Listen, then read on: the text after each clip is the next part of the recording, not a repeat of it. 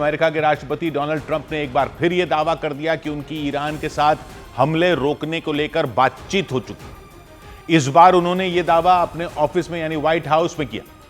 Trump ने फिर वही बात दोहराई, ईरान के साथ समझौते वाली, जैसा वो पिछले 3 दिन से कहते आ रहे हैं, जबकि ईरान लगातार मना करता आ रहा है कि ना कोई बात नहीं हुई, किसी से भी नहीं, न ट्रंप से, न ही उनके किसी अधिकारी से या किसी मंत्री से। ईरान ने तो ट्रंप का मजाक उड़ाना भी शुरू कर दिया था। ईरान ने यह दावा कर दिया कि ट्रंप खुद से बातचीत करके पूरी दुनिया में समझौते का ढिंडोरा पीट रहे हैं और अपनी हार को समझौते का नाम दे रहे हैं। हालांकि ट्रंप ने दावा किया कि वो खुद और उनके 5 बड़े नेता और अफसर बातचीत में शामिल हैं। ट्रंप ने सभी के नाम भी बताए। यह दावा तक कर दिया कि उनकी बातचीत ईरान के जिन नेताओं के साथ हुई, उन्होंने अमेरिका को बहुत बड़ा तोहफा भी दिया है। हालांकि ट्रंप ने उस तोहफे के बारे में कुछ नहीं बताया कि आखिर वो तोहफा जो वो बता रहे हैं वो है क्या, कोई कीमती चीज, कोई ऐसी शर्त जिससे अमेरिका को फायदा होने वाला। हालांकि अमेरिकी अखबार द वॉल स्ट्रीट जर्नल ने दावा किया कि अमेरिका ने बातचीत की जो पेशकश की, ईरान ने उसे एक साजिश की तरह माना, जबकि तुर्की का मानना है कि इजरायल ये नहीं चाहता कि ईरान और अमेरिका जंग खत्म करने के लिए बातचीत करें। बातचीत और समझौते को लेकर हो रहे अलग अलग दावों के बीच पाकिस्तान का भी जिक्र सामने आ गया। पाकिस्तान की वजह से अमेरिका और ईरान के बीच होने वाली बातचीत की लोकेशन को लेकर सस्पेंस खड़ा हो गया, क्योंकि तुर्की ने दावा किया कि समझौते के लिए वो ईरान और अमेरिका के बीच एक मध्यस्थ की भूमिका निभा रहा है, जबकि इससे पहले न्यूज एजेंसी रॉयटर्स ने खबर दी थी कि पाकिस्तान दोनों के बीच बातचीत का जरिया बन रहा है। लेकिन इसी दौरान अमेरिकी अखबार द वॉल स्ट्रीट जर्नल ने यह रिपोर्ट दी कि ईरान ने जंग रोकने के लिए अमेरिका के सामने अपनी कई शर्तें रख दी हैं। लेकिन समझौते और बातचीत की खबरों के बीच ईरान के साथ अमेरिका और इजरायल की लड़ाई जारी रही। दोनों पक्ष एक दूसरे पर बारूद बरसाते रहे। हमलों के बीच ट्रंप ने एक बार फिर ईरान के साथ बातचीत होने का अपना दावा दोहराया। उन्होंने बातचीत में शामिल अपने मंत्रियों के नाम बताए। We're in negotiations, as it turned out, and now you've seen what I said yesterday was exactly correct. We're in negotiations right now. They're doing it along with Marco, JD. We have a number of people doing it, and the other side, I can tell you, they'd like to make a deal. Trump ने जोर देकर कहा कि Iran उनके साथ समझौता करना चाहता है। लेकिन जब पत्रकारों ने ट्रंप से यह पूछ लिया कि ईरान के किस नेता, किस संगठन से बातचीत चल रही, तो ट्रंप ने कुछ नहीं बताया, ठीक वैसे ही जैसे पहले किया था। ट्रंप ने दावा किया कि जिस रिजीम चेंज यानी सत्ता परिवर्तन की बात वो कर रहे हैं, उन्होंने ईरान में वो कर दिखाया है। Can you give us any more sense of who exactly in Iran it is, either Witkoff and Kushner and others are speaking with? Yeah. I hate to say it, but we killed all their leadership, and then they met to choose new leaders, and we killed all of them. And now we have a new group, and we can easily do that, but let's see how they turn out. We have really regime change. You know, this is a change in the regime. हालांकि पत्रकारों के बार बार पूछने पर भी Trump ने Iran के किसी नेता का नाम नहीं लिया। इतना कहते रहे कि समझौते को लेकर ईरान में बिल्कुल सही लोगों से बातचीत हो रही है। लेकिन दूसरी तरफ ईरान ने एक बार फिर ट्रंप के दावों को झूठा बता दिया, फेक न्यूज ही बता दिया। ईरान की सेना के प्रवक्ता इब्राहिम जुल्फागरी ने अमेरिका पर तीखा हमला बोला। उन्होंने तंज भरे अंदाज में कह दिया कि खुद को विश्व की महाशक्ति कहने वाला देश अपनी हार को समझौते का नाम दे रहा है। ईरान लगातार इस पर अड़ा है कि जंग के इन हालात में अमेरिका के साथ उसकी कोई बातचीत नहीं हुई और ना ही कोई समझौता हुआ है। ट्रंप के समझौते के दावे और 5 दिन तक हमला नहीं करने के ऐलान के तुरंत बाद ही ईरान के विदेश मंत्रालय का बयान सामने आ गया। उसने नकार दिया था ट्रंप के सभी दावों को और यह दावा तक कर दिया कि ईरान के पलटवार से अमेरिका घबरा गया, इसलिए ट्रंप ने समझौते का ढिंडोरा पीटना शुरू किया, ऐसा ईरान का कहना है। लेकिन जब ट्रंप ने बार बार एक ही बात की रट लगा दी कि तो ईरान ने फिर से उनके दावों को लेकर हमला बोला। ईरान की सेना के प्रवक्ता इब्राहिम जुल्फागरी ने बिल्कुल साफ कर दिया, साफ शब्दों में कह दिया कि अमेरिका के साथ कभी समझौता हो ही नहीं सकता। اول و آخر ما از همان روز نخست این بوده، هست و خواهد بود. کسی هم شما با کسی مثل شما کنار نخواهد آمد. ईरान की सेना ने ट्रंप का मजाक भी उड़ाया, दावा किया कि ट्रंप ने अपने आप से बातचीत करके समझौते और 5 दिन हमला नहीं करने की कहानी दुनिया को सुना दी। इब्राहिम जुल्फागरी ने चुटकी लेते हुए सवाल पूछ लिया कि क्या अमेरिका के अंदरूनी मतभेद इतने बढ़ गए हैं कि ट्रंप को खुद से ही बातचीत करनी पड़ रही है? خود درگیری هایتان به مرحله مذاکره خودتان با خودتان رسیده؟ इब्राहिम जुल्फागरी ने बेहद तल्ख अंदाज में यहां तक कह दिया कि जंग में अपनी हार को ट्रंप समझौते का नाम देने की कोशिश में जुट गए। ईरान ने ऐलान कर दिया कि समझौते या जंग रोकने पर तभी बात होगी जब दुश्मन के दिमाग से ईरान पर हमले का विचार पूरी तरह मिट जाएगा। ईरान ने एक बार फिर ट्रंप पर पूरी दुनिया में झूठ और अपना प्रोपेगेंडा फैलाने का आरोप लगाया, लेकिन डोनाल्ड ट्रंप अपनी उसी बात पर अड़े रहे कि जंग खत्म करने के लिए ईरान के साथ उनकी बातचीत हो चुकी है। अमेरिकी न्यूज चैनल CNN के मुताबिक अमेरिका के 5 बड़े नेता और अफसर ईरान के साथ बातचीत में शामिल हुए। ट्रंप ने JD वैंस और मार्को रूबियो का तो नाम खुद भी बताया और दावा किया कि ईरान के साथ उनकी और उनकी टीम की अच्छी बातचीत हुई। CNN ने बताया कि अमेरिका की तरफ से ईरान से बातचीत करने के लिए कुल 5 किरदार शामिल हुए। पहला किरदार खुद राष्ट्रपति डोनाल्ड ट्रंप हैं, जिन्होंने पूरी टीम की अगुवाई की। उनके अलावा उपराष्ट्रपति और ट्रंप के करीबी JD वैंस भी बातचीत करने वाली टीम का हिस्सा रहे। इस पर मोहर खुद ट्रंप ने लगाई। तीसरा, अमेरिका के विदेश मंत्री मार्को रूबियो का किरदार है। ट्रंप ने उनके नाम की भी पुष्टि की। ट्रंप की टीम में चौथा और 5वां किरदार स्टीव विटकॉफ का और जैरेड कुशनर का बताया गया। स्टीव विटकॉफ और जैरेड कुशनर ईरान के साथ पहले हुई बातचीत में भी शामिल थे। जैरेड कुशनर तो डोनाल्ड ट्रंप के दामाद हैं। ईरान और अमेरिका के बीच पिछले साल भी बातचीत हुई थी। परमाणु समझौते को लेकर 5 बार बैठक की गई थी, लेकिन कोई नतीजा नहीं निकला था। 28 फरवरी को युद्ध छिड़ने से पहले भी अमेरिका और ईरान के अधिकारी 3 दौर की बैठकें कर चुके थे, लेकिन दुनिया तक तब चौंक गई थी जब अमेरिका ने ईरान पर हमले शुरू कर दिए थे। CNN ने बताया कि पिछली 2 बातचीत में स्टीव विटकॉफ और जैरेड कुशनर शामिल रहे थे। CNN की रिपोर्ट के मुताबिक इन्हीं 2 नामों को लेकर इस बार ईरान भड़क गया। ईरान का मानना है पिछली बातचीत में ट्रंप के इन्हीं दोनों करीबियों की वजह से बात नहीं बन पाई थी। ईरान ने आरोप लगाया कि अमेरिका ने जंग उस वक्त छेड़ी जब शांति के लिए बातचीत चल रही थी। CNN ने बताया इसलिए अब वो किसी भी तरह के समझौते में नहीं पड़ना चाहता। लेकिन अमेरिका के राष्ट्रपति डोनाल्ड ट्रंप ने तो कई कदम आगे की बात कर दी। उन्होंने दावा कर दिया कि केवल समझौता ही नहीं, ईरान ने तो अमेरिका को एक बहुत बड़ा तोहफा दे दिया है। यह दावा उस वक्त आया जब ईरान बार बार किसी भी तरह की बातचीत और समझौते से इनकार करता आ रहा है। हालांकि पत्रकारों ने जब यह पूछा कि ईरान की तरफ से अमेरिका को जंग के माहौल में कौन सा तोहफा मिल गया, तो उन्होंने सीधा जवाब नहीं दिया, गोलमोल बातें करते दिखे और बार बार इस बात पर जोर देते दिखे कि समझौते के लिए ईरान की तरफ से पहल की गई। लेकिन पत्रकारों की सुई मानो ट्रंप की तोहफे वाली बात पर ही अटक गई। उन्होंने भी ट्रंप से इसके बारे में अलग अलग तरीके से सवाल पूछने शुरू कर दिए। They're going to make a deal. They're going to make a deal. They did something yesterday that was amazing, actually. They gave us a present, and the present arrived today. And it was a very big present worth a tremendous amount of money. Trump ने इतना जरूर बताया कि जो तोहफा मिला वो बेहद कीमती है, लेकिन तोहफा था क्या ये नहीं बताया। बार बार पूछने पर ट्रंप ने यह दावा किया कि जो तोहफा उन्हें मिला उसी से यह साफ हो गया कि अमेरिका ईरान में बिल्कुल सही लोगों से बातचीत कर रहा है। I'm not going to tell you what that present is, but it was a very significant prize, and they gave it to us, and they said they were going to give it, so that meant one thing to me: we're dealing with the right people. तो Trump ने जब साफ साफ जवाब नहीं दिया तो पत्रकारों ने ही अपनी तरफ से परमाणु समझौते से जुड़े तोहफे की बात कर दी, लेकिन ट्रंप ने तुरंत इससे इनकार कर दिया। हालांकि इस बार उन्होंने बता दिया कि ईरान ने तेल और गैस से जुड़ा तोहफा अमेरिका को दिया। It wasn't nuclear related. It was oil and gas related, and it was a very nice thing they did. But what it showed me is that we're dealing with the right people. Trump ने तेल और gas से जुड़े Iran के तोहफे के बारे में बोला तो बताया तो जरूर, लेकिन यह साफ नहीं किया कि तेल और गैस से जुड़ा तोहफा क्या है। पत्रकारों से बातचीत के दौरान ट्रंप ने इस तोहफे से जुड़ा कोई दस्तावेज वगैरह भी नहीं दिखाया। इसी वजह से ट्रंप के दावे के बाद दुनिया भर के लोग इसी सवाल में उलझे रहे कि जंग के बीच ईरान ने अमेरिका को तेल और गैस से जुड़ा कौन सा तोहफा दे दिया।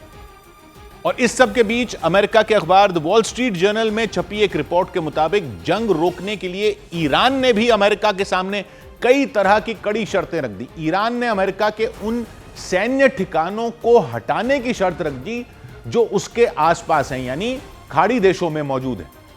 खाड़ी देशों में मौजूद मिलिट्री बेस को हटाने की शर्त ईरान ने अमेरिका के सामने रखी। इसके अलावा ईरान ने युद्ध से हुए नुकसान की भरपाई की मांग कर दी।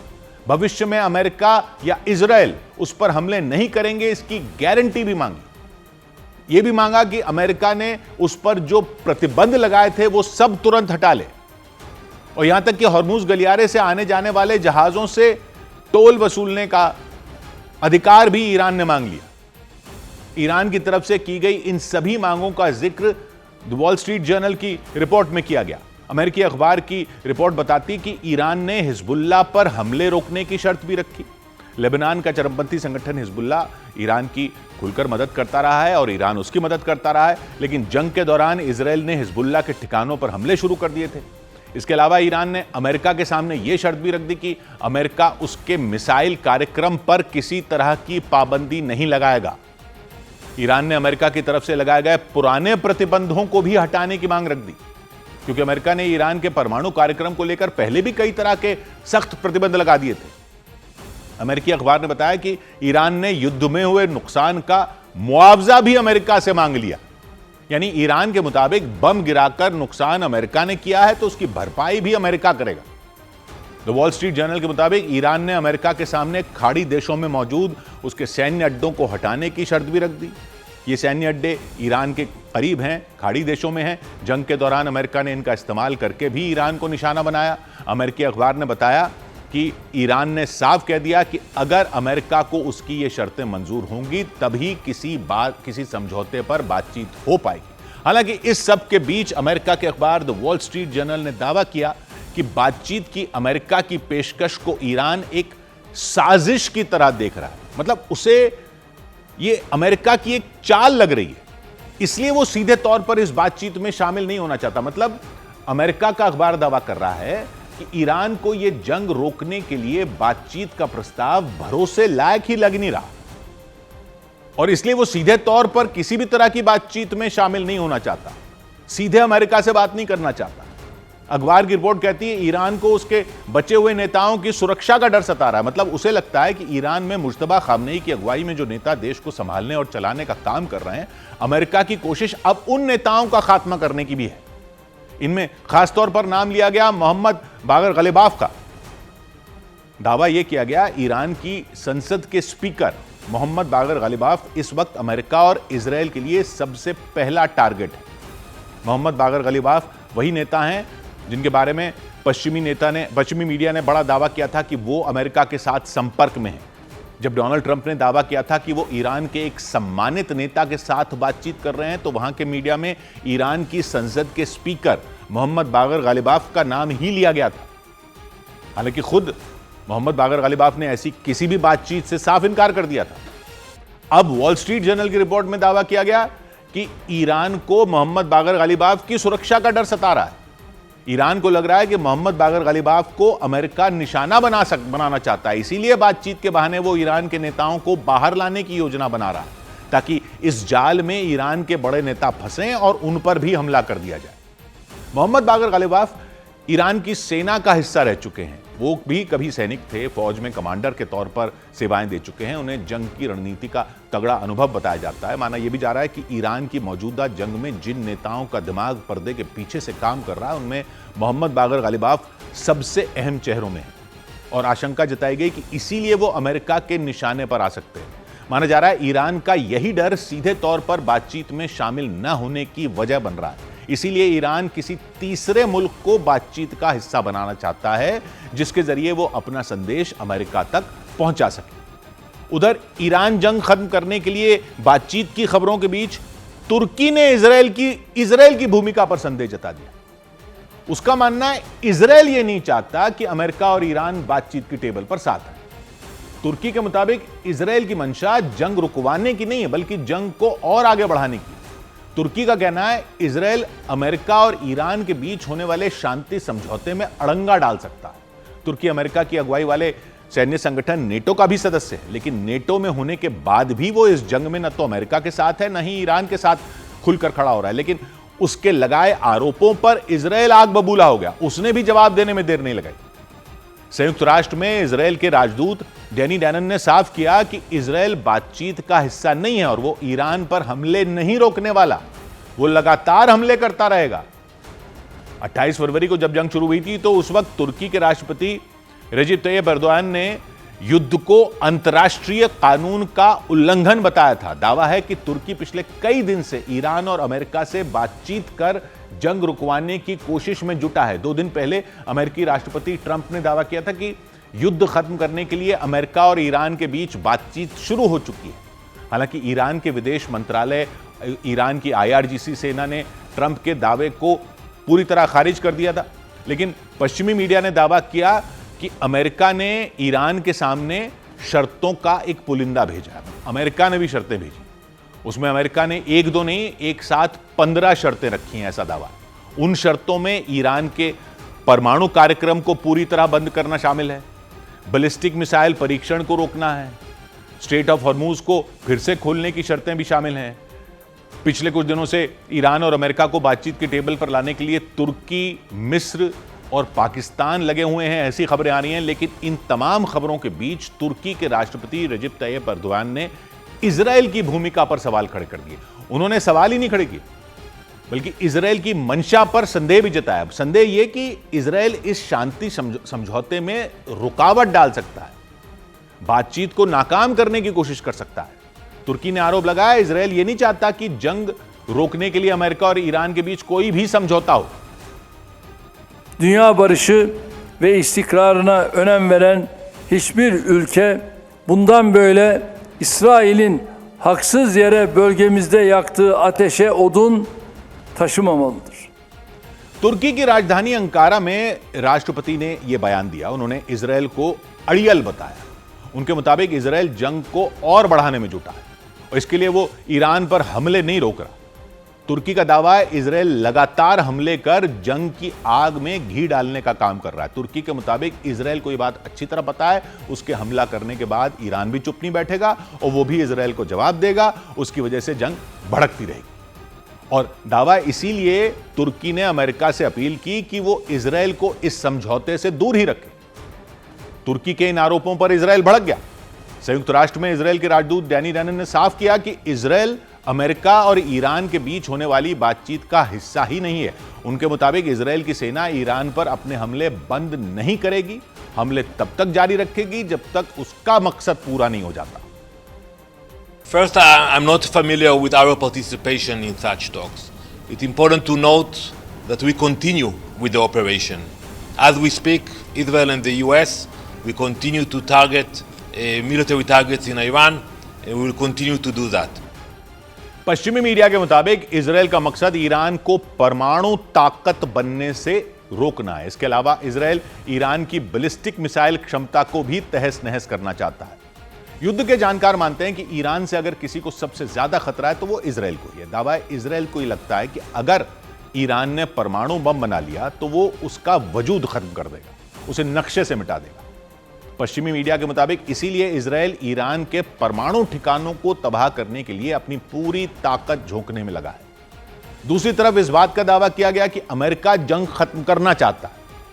अमेरिकी अखबार द न्यूयॉर्क टाइम्स के मुताबिक जंग रुकवाने के लिए अमेरिका ने पाकिस्तान के जरिए ईरान के सामने 15 शर्तें रखी। लेकिन इस कहानी में नया मोड़ तब आ गया जब इजरायल ने पाकिस्तान की भूमिका पर सवाल खड़े कर दिए, क्योंकि पाकिस्तान और इजरायल के बीच कोई आधिकारिक राजनयिक संबंध भी नहीं है। पाकिस्तान ने इजरायल को एक देश के रूप में मान्यता ही नहीं दी हुई। फिलिस्तीन के मुद्दे पर दोनों के बीच तनाव बना रहता। पाकिस्तानी पासपोर्ट पर लिखा होता है कि यह पासपोर्ट इजरायल के लिए मान्य नहीं है। इसलिए इजरायल का मानना है कि ईरान के साथ चल रही जंग में पाकिस्तान पर भरोसा नहीं किया जा सकता। इजरायल ने पाकिस्तान के अंदर मची हलचल और आतंकवाद को लेकर निशाना साधा। उसने दावा किया कि जो देश खुद चुनौतियों से जूझ रहा है वो शांति का सूत्रधार नहीं बन सकता। Pakistan's involvement, this is a country with a history of being very hostile towards Israel, not even recognizing Israel as a country. Israel does not see Pakistan as a good faith actor. एक तरफ तुर्की ने Israel की भूमिका पर सवाल उठाए, दूसरी तरफ इजरायल ने पाकिस्तान के बिचौलिया बनने पर आपत्ति जता दी। तुर्की का दावा है इजराइल शांति समझौते के पक्ष में नहीं है, वो जंग नहीं रोकना चाहता। इजराइल ने दावा किया बातचीत के लिए पाकिस्तान पर भरोसा नहीं किया जा सकता। इस सब के बीच अमेरिका और ईरान की बातचीत कहां होगी, इस बात पर सस्पेंस एक बार फिर बढ़ गया। पहले पाकिस्तान का नाम सामने आया था, पाकिस्तान के विदेश मंत्रालय ने भी इस पर मोहर लगाई थी। दावा किया गया था कि ईरान के नेताओं और अधिकारियों का एक दल पाकिस्तान में पहुंचेगा जहां जंग रोकने की शर्तों पर बातचीत की जाएगी। लेकिन बातचीत की जगह पर सस्पेंस तब बन गया जब तुर्की ने एक बड़ा दावा कर दिया। कतर के न्यूज चैनल अल जजीरा ने खबर दी कि तुर्की ही ईरान और अमेरिका के बीच सूचना पहुंचा रहा है। और अल जजीरा ने दावा किया कि यह खबर खुद तुर्की की सरकार की तरफ से ही दी गई। यानी तुर्की ने कह दिया कि जंग रुकवाने के लिए अमेरिका और ईरान के बीच मध्यस्थता वो कर रहा है। तुर्की इस भूमिका में इससे पहले भी रह चुका है। गाजा में चल रही जंग और हमास की कैद में बंद बंधकों की रिहाई के लिए होने वाली बातचीत तुर्की के जरिए ही हुई थी, जबकि न्यूज एजेंसी रॉयटर्स की खबरों में पाकिस्तान का नाम सामने आया था। रॉयटर्स ने दावा किया कि पाकिस्तान ने ही अमेरिका का प्रस्ताव ईरान को सौंपा, जिसमें हमले रोकने की 15 शर्तें बताई गई थी। यानी जंग बंद करवाने के लिए अमेरिका ने ईरान के सामने जो शर्तें रखी वो पाकिस्तान के जरिए ईरान तक सौंपी गई। यह दावा रॉयटर्स ने किया, जबकि तुर्की ने भी यह दावा किया कि दोनों देशों के बीच वो संदेश पहुंचाने का काम कर रहा है। इसलिए इस बात पर सस्पेंस बढ़ गया कि अमेरिका और ईरान के बीच होने वाली बातचीत की बैठक कहां होगी। इधर इजराइल के हमले में ईरान की नेवी के एक बड़े कमांडर के मारे जाने का दावा किया गया। ईरान के बंदर अब्बास पोर्ट पर हुए हमले में वहां की नेवी के एक बड़े कमांडर के मारे जाने की खबर आई। ईरान के मीडिया ने बताया कि अमेरिका और इजराइल से युद्ध के बीच बंदर अब्बास पोर्ट पर भी बमबारी की गई और इसी हमले में मुसैयब बख्तियारी नाम के कमांडर की मौत हो गई। सऊदी अरब ने दावा किया कि उसकी सेना ने ईरान की बैलिस्टिक मिसाइल के साथ उसके कुछ ड्रोन को हवा में मार गिराया। सऊदी अरब की सेना के मुताबिक उसके पूर्वी प्रांत पर ईरान ने हमला किया था, लेकिन वक्त रहते उसकी सेना ने हमले को नाकाम कर दिया। संयुक्त राष्ट्र में खाड़ी देश सऊदी अरब और कतर ने ईरान की तरफ से किए गए मिसाइल और ड्रोन हमलों की निंदा की। कुछ दिन पहले ईरान ने कतर और सऊदी अरब के गैस प्लांट और तेल रिफाइनरियों पर हमला किया था। दावा है उन हमलों में उन्हें काफी नुकसान पहुंचा था। उधर ईरान की IRGC सेना ने इजराइल के हर हिस्से और उसके हर बड़े शहर पर अपनी ताकतवर बैलिस्टिक मिसाइलों से हमले करने का दावा कर दिया। उसने दावा किया कि उसकी मिसाइलों के आगे इजराइल के एयर डिफेंस सिस्टम फेल हो गए। उसकी वजह से ईरान की मिसाइलें इजराइल के कोने कोने में पहुंच गई। बैलिस्टिक मिसाइलों के अलावा इजराइल के शहरों पर ईरान ने क्लस्टर बम भी गिराए, ऐसे भी दावे हैं। ईरान के क्लस्टर बम ऐसे खतरनाक बम हैं जो झुंड में गिरते हैं, जहां भी गिरते हैं वहां तबाही ला देते हैं। मकान पर गिरा तो मकान ध्वस्त, इमारत पर गिरा तो पूरी इमारत जमींदोज, अगर किसी फैक्ट्री पर, गैस प्लांट पर गिर गया तो वहां सब कुछ खत्म। क्लस्टर बमों की तरह जहां जहां भी ईरान की मिसाइलें गिरी वहां हर चीज बर्बाद हो गई, वो दिखा। ईरान ने दावा किया कि उसकी मिसाइलों ने इजराइल के हर बड़े शहर और हर इलाके पर बमों की बारिश की। तेल अवीव पर बैलिस्टिक मिसाइल गिराई, हाइफा पर क्लस्टर बम गिरे, मिसाइल गिराने का दावा किया गया। दक्षिण इजराइल का शहर बीरशेवा भी ईरान के हमलों से दहल गया। इसी तरह मध्य इजराइल के शहर पेतह तिक्वा पर भी आसमान से बारूद की बारिश की गई। लेकिन ईरान ने सबसे खतरनाक हमला तेल अवीव पर किया, वो भी एक रोज पहले। उसने तेल अवीव पर एक साथ 4 जगहों को निशाना बनाया। आसमान से मिसाइलें गिरी, सब कुछ वहां खत्म हो गया। तेल अवीव पर हुए हमले को जिस किसी ने भी देखा वो कांप गया। एक कार के अंदर से बनाया गया एक वीडियो ने लोगों को डरा कर रख दिया। उसमें आसमान से मिसाइल गिरती दिखाई दी, जमीन से मिसाइल टकराई, वहां जोरदार धमाका हो गया, धरती कांप गई, आग का बवंडर उठना शुरू हो गया। इतनी तेजी से सब कुछ हुआ कि लोग संभल तक नहीं पाए।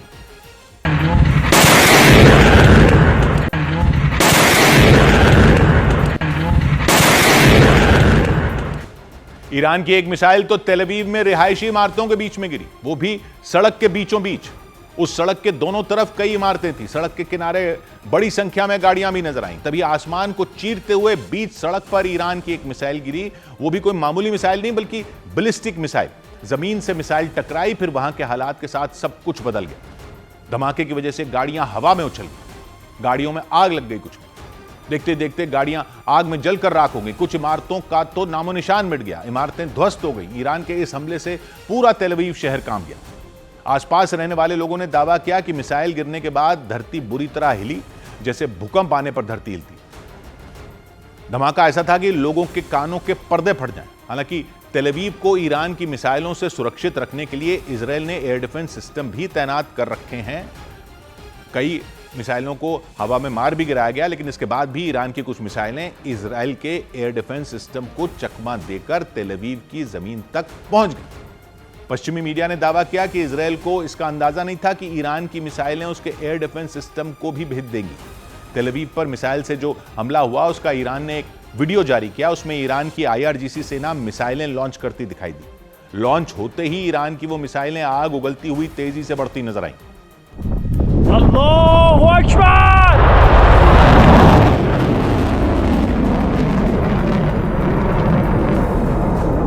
Allahu Ekber!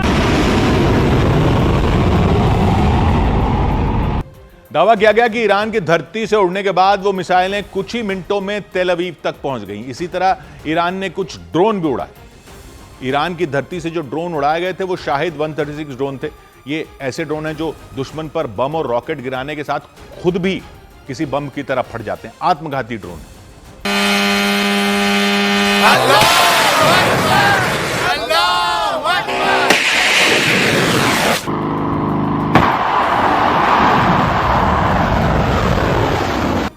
पश्चिमी मीडिया के मुताबिक ईरान ने तेल अवीव पर एक के बाद एक कई मिसाइलें दागी थी और उसकी वजह से तेल अवीव में खतरे के सायरन हर वक्त बजते रहे। जैसे ही तेल अवीव के आसमान में मिसाइलें पहुंची, हमले की चेतावनी वाले सायरन घनघना उठे, लगातार बजने लग गए।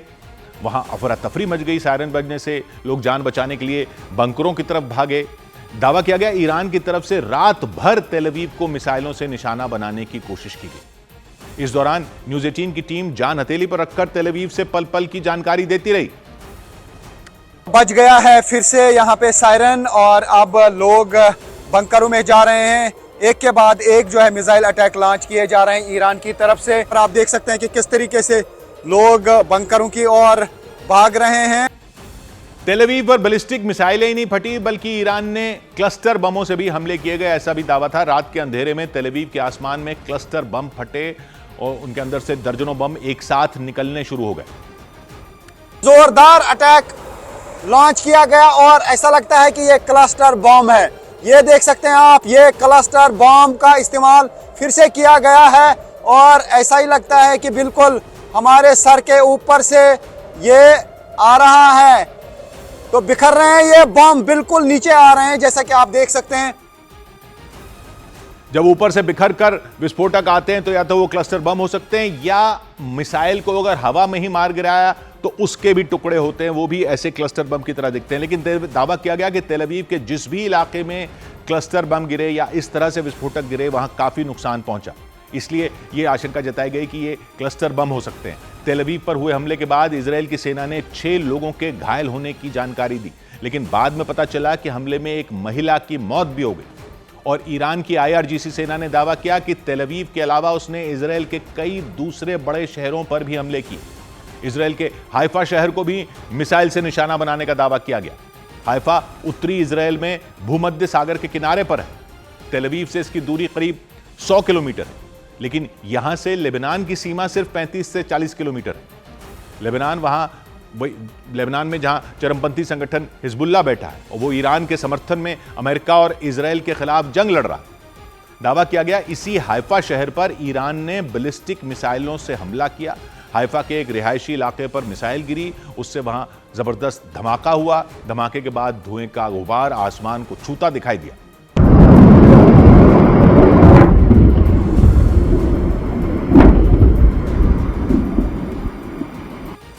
और ईरान ने इजरायल के बीरशेवा शहर पर भी हमला करने का दावा किया। दावा इस शहर पर ईरान ने क्लस्टर बम गिराए। बीरशेवा शहर इजरायल के दक्षिणी हिस्से में है, नेगेव रेगिस्तान के उत्तरी किनारे पर। नेगेव दक्षिणी इजरायल का गर्म और रेगिस्तानी इलाका है जो इजरायल के आधे से ज्यादा हिस्से में फैला हुआ है। इसी रेगिस्तानी इलाके में बीरशेवा शहर है। इससे तेल अवीव करीब 115 किलोमीटर और राजधानी यरूशलेम करीब 120 किलोमीटर की दूरी पर है। मतलब ईरान ने इजरायल के उत्तरी इलाके की तरह उसके दक्षिणी हिस्से को भी टारगेट किया। दावा है कि ईरान ने इजरायल के उत्तरी और दक्षिणी हिस्से में मौजूद शहरों को निशाना बनाने के बाद मध्य इजरायल के शहर पर भी हमले किए। तेल अवीव शहर भी मध्य इजरायल में है, लेकिन उसके अलावा ईरान ने इजरायल के बनेई ब्राक और पेता तिकवा को भी निशाना बनाया। इन दोनों शहरों पर ईरान की IRGC सेना ने क्लस्टर बम गिराया, ऐसा दावा है। जहां भी बम गिरे वहां सब कुछ तहस नहस हो गया। बम की चपेट में आने से इमारतों को काफी नुकसान पहुंचा। लेकिन इजराइल की परेशानी यह कि उसे ईरान के साथ हिजबुल्लाह के भी हमलों का सामना करना पड़ रहा है, जो उसके ठीक बगल में बैठा है। वो भी हिजबुल्लाह पर हमले कर रहा है, हिजबुल्लाह भी हमले कर रहा है। हिजबुल्लाह लेबनान का चरमपंथी संगठन है और लेबनान इजराइल के उत्तर में ऊपर की तरफ, दोनों के बीच करीब 120 किलोमीटर लंबी सीमा है। हिजबुल्लाह ने इजराइल के उत्तरी हिस्से को निशाना बनाया, मतलब उस हिस्से को जो लेबनान की सीमा के पास है। हिजबुल्लाह ने इजराइल के उत्तरी हिस्से में मौजूद शहरों पर खबर है कि 35 से ज्यादा रॉकेट दागे। हिजबुल्लाह की तरफ से हमलों का सिलसिला लगातार जारी है नॉर्थ इसराइल पर। कल शाम तकरीबन 38 रॉकेट्स फेंके हिजबुल्लाह ने, एक के बाद एक, और वहां पर एक लेडी की मौत हुई और कई लोग जख्मी हुए। हालांकि इजराइल ने दावा किया कि उसकी सेना ने ईरान और हिजबुल्लाह के हमलों को नाकाम कर दिया, उसकी मिसाइलों और रॉकेटों को हवा में उड़ा दिया। खबर है इजराइल के शहरों पर हमले के बाद इजरायली सेना ने ईरान और हिजबुल्लाह पर नए सिरे से हमले शुरू कर दिए। इधर ईरान में चल रही जंग के बीच उसका पड़ोसी इराक एक बार फिर जोरदार धमाकों से दहल उठा। वहां ईरान के समर्थन वाले एक चरमपंथी गुट ने 24 घंटे के अंदर 20 से ज्यादा हमले करने का दावा किया। अमेरिका के सैन्य ठिकानों पर हमले किए गए। इराक में मौजूद अमेरिका के एयरबेसों को निशाना बनाने का उस चरमपंथी संगठन ने दावा किया, जिस चरमपंथी संगठन को ईरान समर्थन करता है, वो इराक में। हालांकि अमेरिका ने भी पलटवार करने में देर नहीं लगाई। खबर है अमेरिकी सेना ने जवाबी हमला किया और इराक में मौजूद ईरान के समर्थन वाले गुटों पर बमबारी कर दी, जबकि इससे पहले इराक का इरबिल शहर भीषण विस्फोट से थर्रा गया। वहां आबादी वाले इलाके में हवाई हमला किया गया। उस इलाके में रात के वक्त अचानक एक आत्मघाती ड्रोन पहुंचा, कई इमारतों के बीच वो फट गया। उसके फटते ही इतना जबरदस्त धमाका हुआ कि आसपास के इलाके भी हिल गए।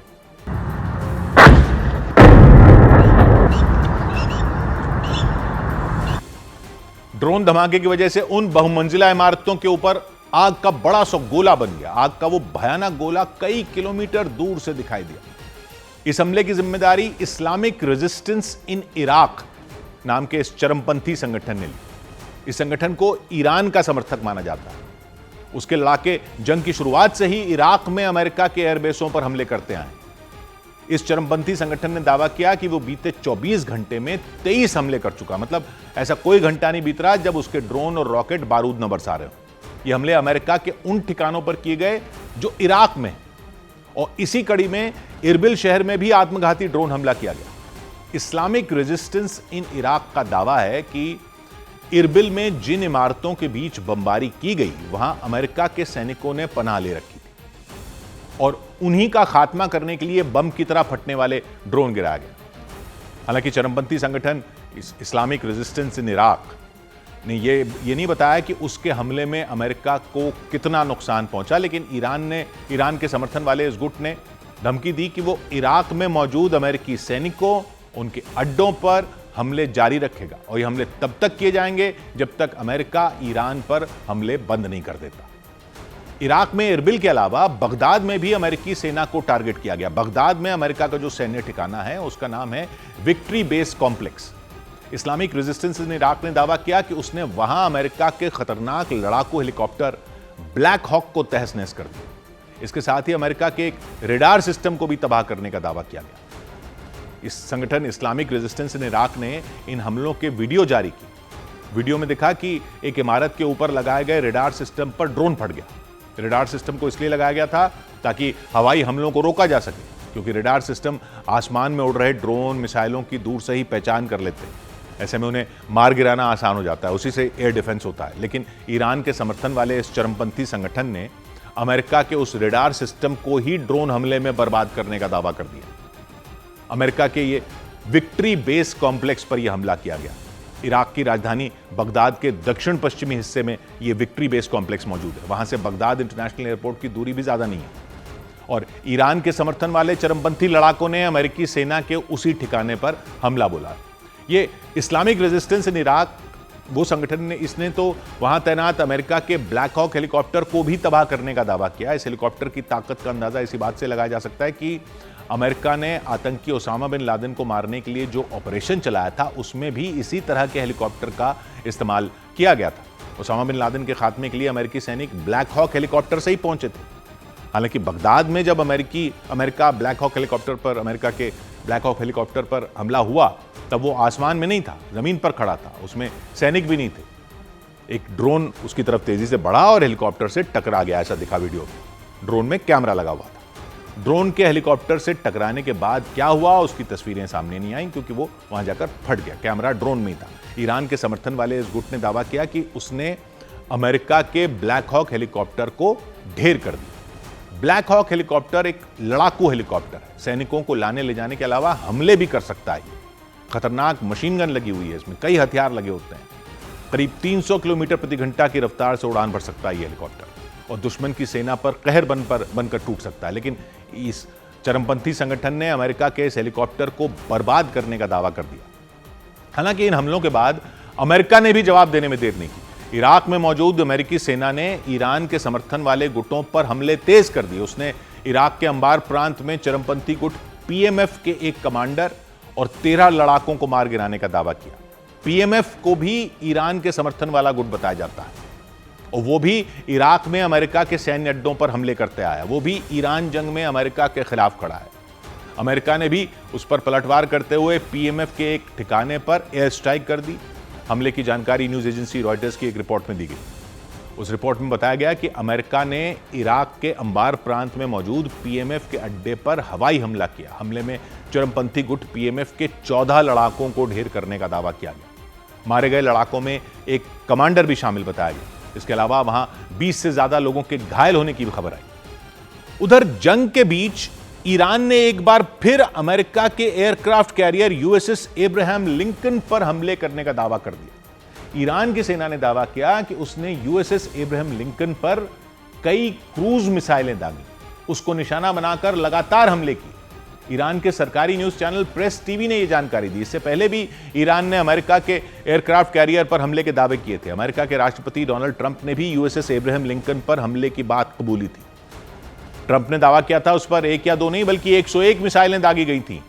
हालांकि ट्रंप ने तो यह भी कहा था कि उन सभी मिसाइलों को समंदर में इंटरसेप्टर मिसाइलों के जरिए मार गिराया गया था, यानी उनको इंटरसेप्ट करके उनको ढेर कर दिया था आसमान में ही। लेकिन ईरान की सेना ने एक बार फिर यूएसएस एब्राहम लिंकन पर हमला करने का दावा कर दिया। बताया गया उस पर एक के बाद एक कई मिसाइलें दागी गई। हमले के लिए क्रूज मिसाइलों का इस्तेमाल किया गया और एक वीडियो ईरान की सेना ने जारी किया। उसमें दिखाया कि मिसाइल लॉन्चर से लगातार कई मिसाइलें दागी गई।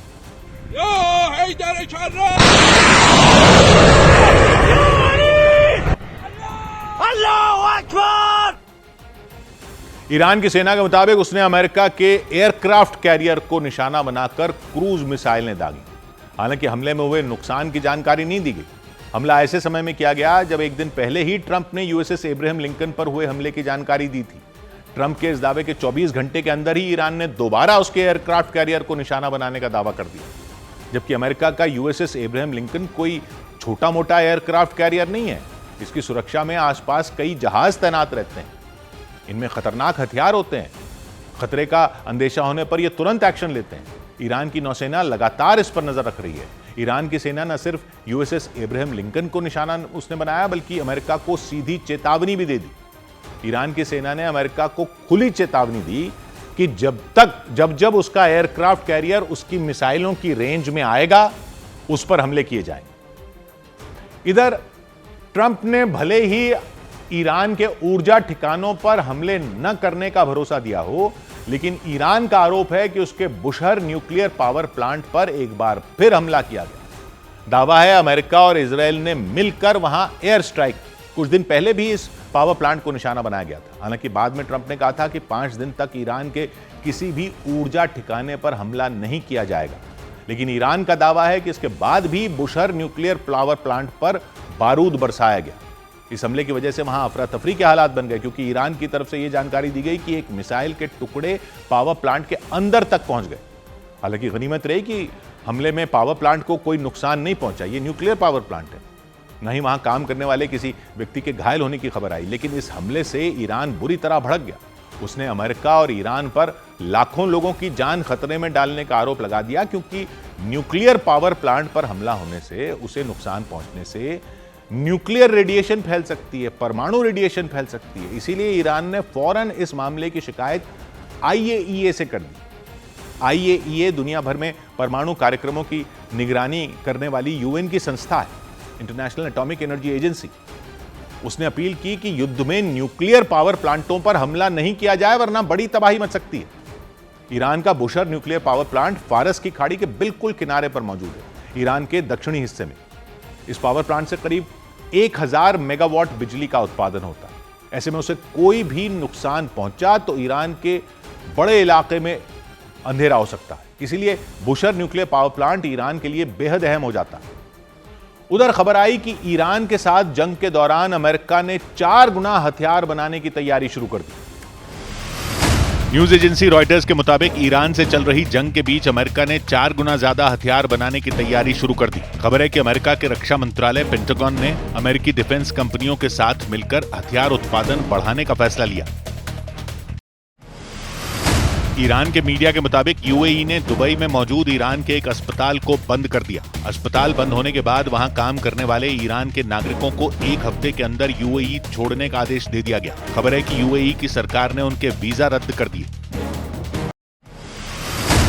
ईरान में 26वें दिन भी इंटरनेट पूरी तरह बंद रहा। अमेरिका और इजरायल के हमलों के बाद ईरान ने इंटरनेट पर पूरी तरह रोक लगा दी थी।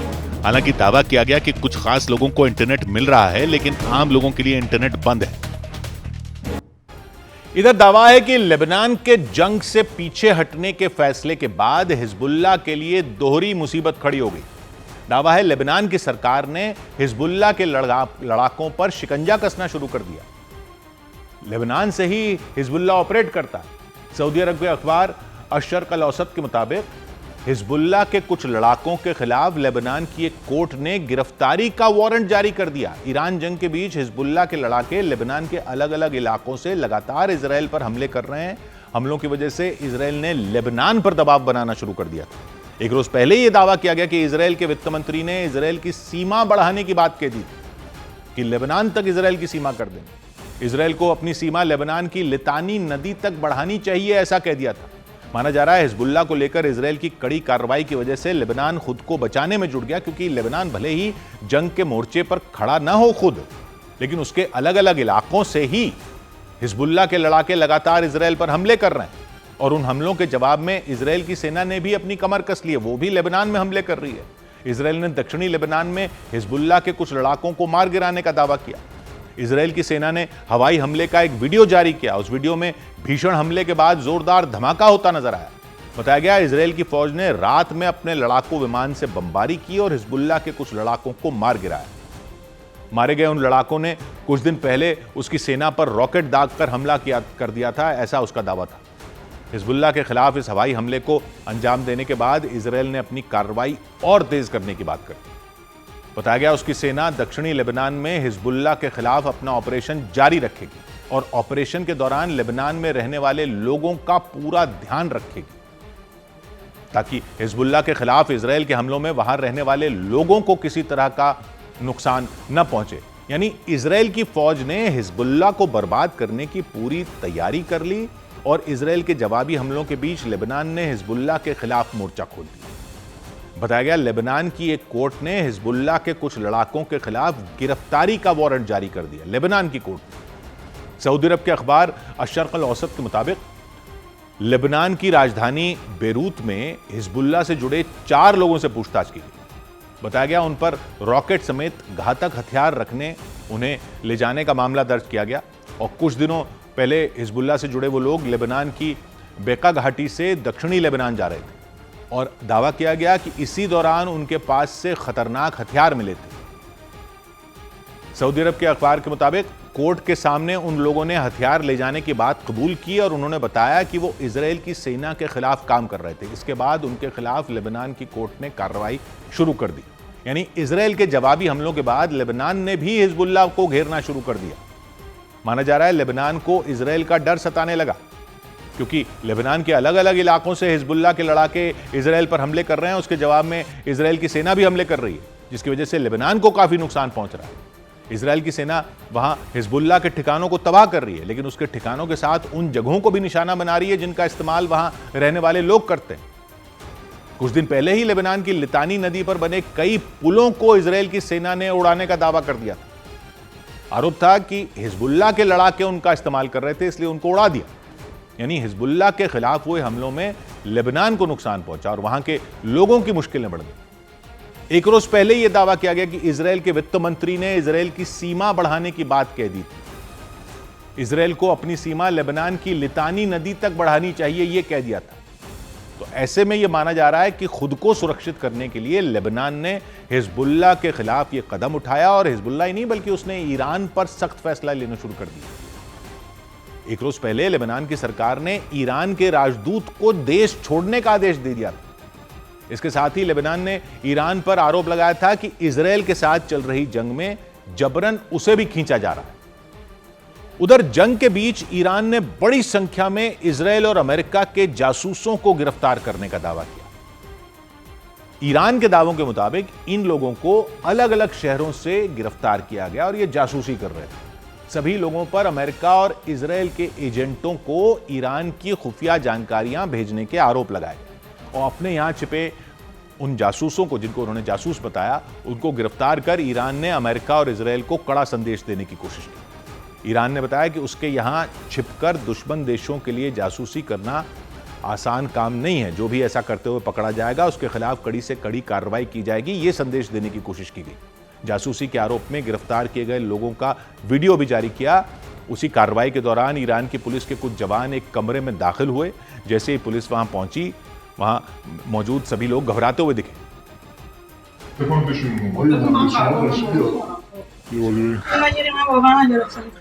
چی گرفته فینو؟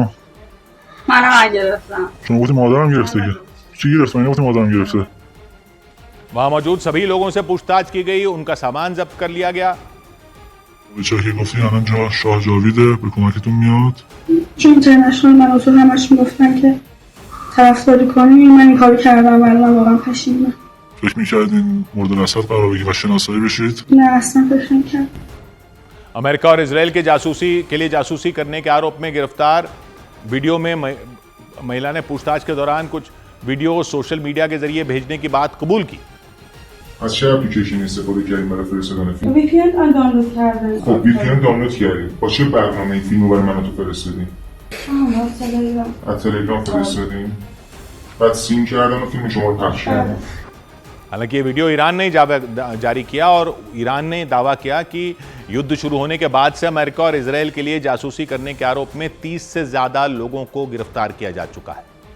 इधर कतर के टीवी चैनल अल जजीरा ने बताया कि जंग के दौरान ईरान पर 15,000 से ज्यादा बम बरसाए गए। कतर के टीवी चैनल अल जजीरा के मुताबिक इजराइल ने जंग के दौरान ईरान पर 15,000 से ज्यादा बम गिराए। अल जजीरा ने दावा किया कि इजराइल के रक्षा मंत्री ने ईरान पर गिराई गई मिसाइलों और बमों की जानकारी दी। स्पेन के प्रधानमंत्री ने दावा किया कि इजराइल के पीएम बेंजामिन नेतन्याहू लेबनान को भी गाजा बनाना चाहते हैं। उनका यह बयान ऐसे समय में आया जब ईरान के साथ जंग लड़ रहे इजराइल ने पूरे लेबनान में हमले तेज कर दिए। ब्रिटेन के अखबार द फाइनेंशियल टाइम्स के मुताबिक कार बनाने वाली कंपनी फोक्सवैगन ने जर्मनी में अपनी एक फैक्ट्री को मिसाइल डिफेंस प्रोडक्शन हब में बदलने की तैयारी शुरू कर दी। द फाइनेंशियल टाइम्स ने बताया कि फोक्सवैगन इजराइल की राफेल एडवांस डिफेंस सिस्टम के साथ मिलकर काम कर सकती है। उधर युद्ध के बीच ईरान से तुर्की को भेजे जाने वाली गैस की सप्लाई रोके जाने की खबर सामने आई। अमेरिकी मीडिया ने बताया कि 18 मार्च को ईरान के गैस भंडार पर हुए हवाई हमलों के बाद ईरान ने तुर्की को जो गैस भेजी जाती थी उसकी सप्लाई रोक दी। तुर्की ने पिछले साल ईरान से गैस खरीदी थी, उसी डील के तहत गैस की खेप उसे भेजी जानी थी, लेकिन 18 मार्च को साउथ पार्स में हुए हवाई हमलों के बाद ईरान ने तुर्की को जो गैस भेजी जानी थी उस सप्लाई पर रोक लगा दी। ईरान ने इजराइल पर साउथ पार्स पर मौजूद तेल भंडार पर मिसाइलों से हमला करने का आरोप लगाया था। साउथ पार्स ईरान के तट के करीब 100 किलोमीटर दूर फारस की खाड़ी में ये दुनिया का सबसे बड़ा गैस का भंडार है। ईरान में 70% गैस यहीं से निकाली जाती है और ये ईरान की कमाई का सबसे बड़ा केंद्र भी है। ईरान पर उस वक्त इजराइल और अमेरिका दोनों मिलकर हमला कर रहे हैं और तुर्की में भी अमेरिका का एयरबेस है। दावा है इसी वजह से ईरान तुर्की से नाराज हुआ और उस नाराजगी की वजह से उसने तुर्की को भेजे जाने वाली गैस की खेप पर रोक लगा दी। ईरान के अलावा तुर्की रूस और अजरबैजान से भी गैस खरीदता है, इसलिए वहां अभी गैस का पर्याप्त भंडार है। लेकिन अगर ईरान लंबे समय तक तुर्की को गैस नहीं भेजेगा तो वहां हालात बिगड़ सकते हैं। उधर जंग के बीच ईरान के हमलों में कतर की एलएनजी निकालने वाली कंपनी कतर एनर्जी को जबरदस्त नुकसान होने की खबरें सामने आई। अमेरिका और इजरायल के हमलों के जवाब में ईरान ने कतर, सऊदी अरब, यूएई और कुवैत में तेल और गैस के ठिकानों पर हवाई हमले किए थे। उन हमलों में सबसे ज्यादा नुकसान कतर को हुआ, क्योंकि अमेरिका और इजरायल के हमलों का जवाब देने के लिए ईरान ने कतर के रास लफ्फान पर मिसाइलों से हमला कर दिया और वहां मौजूद गैस के ठिकानों को निशाना बनाया। रास लफ्फान कतर का वो इलाका है जहां एलएनजी की कई रिफाइनरियां मौजूद हैं और वहां से दुनिया के हर देश में एलएनजी भेजी जाती है लगभग, और ये फारस की खाड़ी में। इसके उत्तर में कतर की राजधानी दोहा है, यहां से उसकी दूरी करीब 80 किलोमीटर। जिस तरह से ईरान की मिसाइलों ने वहां कहर बरपाया, इसके बाद एलएनजी निकालने वाली कंपनी कतर एनर्जी ने इमरजेंसी की घोषणा कर दी और पूरे कामकाज को रोक दिया। कतर एनर्जी के मुताबिक इन हमलों में जो नुकसान हुआ उसका असर अगले 5 साल तक देखने को मिल सकता है, यानी अगले 5 साल तक पूरी दुनिया में एलएनजी की सप्लाई पर असर पड़ सकता है। पूरी दुनिया में एलएनजी का संकट गहरा सकता है। कंपनी ने बताया हमलों की वजह से समुद्र में बिछाई गई गैस की पाइपलाइनों को भी नुकसान पहुंचा। कतर एनर्जी के मुताबिक गैस रिफाइनरी और पाइपलाइनों को ठीक करने में 3 से 5 साल तक का वक्त लग सकता है। सप्लाई ठप रहने की वजह से कंपनी को हर साल करीब 2000 करोड़ डॉलर यानी भारतीय रुपयों में 1,80,000 करोड़ रुपए का नुकसान होगा। यानी इसकी वजह से कतर का गैस कारोबार बुरी तरह प्रभावित हुआ और उसका असर आने वाले दिनों में पूरी दुनिया को होने वाली एलएनजी की गैस की सप्लाई पर दिख सकता है। कतर एनर्जी के मुताबिक ईरान के हमलों के बाद एलएनजी गैस निकालने का काम पूरी तरह से ठप हो गया। इसे फिर से शुरू करने में 3 से 4 महीने लग जाएंगे। अमेरिका और इजरायल के खिलाफ छिड़ी जंग के बीच ईरान ने एक बड़ा दावा कर दिया। ईरान के सुप्रीम लीडर के प्रतिनिधि अली अकबर अहमदियान के मुताबिक ईरान 20 साल से जंग की तैयारी कर रहा था। उसकी सेना पिछले 2 दशकों से अमेरिकी सेना का मुकाबला करने की तैयारी में जुटी थी। इसके लिए ट्रेनिंग ली जा रही थी। सुप्रीम लीडर मुश्तबा खामनेई के प्रतिनिधि ने अमेरिकी सेना को चुनौती तक दे दी और दावा कर दिया कि ईरान उससे लड़ने के लिए 20 साल से तैयारी कर रहा था। अमेरिका से जंग की शुरुआत कई साल पहले ही हो चुकी थी। ईरान की सेना लगातार अमेरिकी सेना को टक्कर देने की ट्रेनिंग ले रही थी।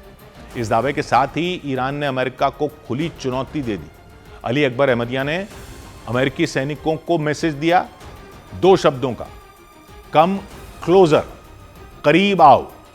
ईरान की तरफ से यह बयान ऐसे समय में आया जब आशंका जताई जा रही है कि अमेरिका पश्चिम एशिया में 3000 सैनिकों की तैनाती करने वाला है और ईरान के अधिकारी ने कह दिया कम क्लोजर। अमेरिकी अखबार द वॉल स्ट्रीट जर्नल की रिपोर्ट का कहना है अमेरिका 3000 सैनिकों की ब्रिगेड कॉम्बैट टीम भेज सकता है वहां। यह टीम ईरान के खिलाफ जंग में अमेरिका और इजरायल की मदद कर सकती है अगर जमीन पर सैनिक उतारने पड़े तो। हालांकि तैनाती कब होगी यह जानकारी नहीं दी गई।